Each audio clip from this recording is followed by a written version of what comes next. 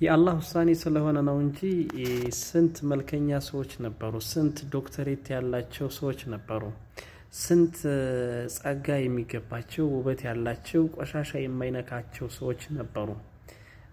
እና ስንት ሰዎች አሉ ደግሞ ከሁሉም በኩል አላህ ሱብሓነሁ ወተዓላ መልክም ሳይሰጣቸው ቁመት ሳይሰጣቸው እውቀት ሳይሰጣቸው የባለ ሀብት ባለቤት ያደረጋቸው የሀብት ባለቤት ያደረጋቸው እጅግ በርካታ ሰዎች አሉ። የብዙ ድርጅቶች የብዙ ፋብሪካ ቦታዎች ኃላፊ የሆኑ ሰዎች አሉ። የአላህ ውሳኔ ነው። ስንት ሰዎች አሉ ደግሞ ሌት ቀን በደንብ ሆነው የሚለፉ ሌቱንም ቀኑንም የሚጥሩ ወደ ኋላ የማይቦዝኑ ትግል የሚያደርጉ ሰዎች አሉ። ነገር ግን ከራሳቸው ውጭ ሌላን መመገብ የማይችሉ ሰዎች ስንት አሉ።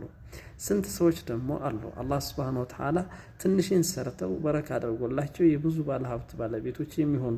ሁላችንም እኮ የአላህ ውሳኔ ስለሆነ ነው እንጂ ሁላችንም ድህነትን አንፈልግም። ሁላችንም የሰው ታዛዥ መሆን አንፈልግም። ሁላችንም መሪ መሆን፣ ሁላችንም ደስተኛ መሆን ነው የምንፈልገው። ሁላችንም ሀብታም መሆን ነው የምንፈልገው። ነገር ግን የአላህ ውሳኔ ስለሆነ አንዳችን ከአንዳችን ልንጠቃቀም ስለሆነ የሚፈልገው አላህ ሱብሓነሁ ወተዓላ አንዳችን ከአንዳችን ትምህርት እንድንወስድ ስለሆነ የሚፈልገው አንዳችንን ታዛዥ አንዳችንን አዛዥ ያደርገናል። ስንት መልከኛ ሆነው ሰው ከሰው ስር ሆነው የሚያሉ ሰዎች አሉ። በመልክ ደረጃ፣ በአቋም ደረጃ፣ በእውቀት ደረጃ ላቅ ያሉ ሰዎች ነበሩ። እነዛ ሰዎች ግን ከሰዎች ስር ሆነው እየሰሩ የሚኖሩ ሰዎች አሉ።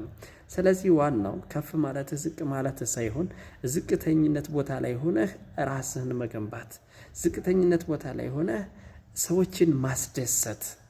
አንተ ስትደሳ ራስ ብቻ ነው የምትደሳው። ሌሎች ሰዎችን ስታስደሳ ግን አንተም እነዛም ሰዎች ናቸውና የሚደሱት።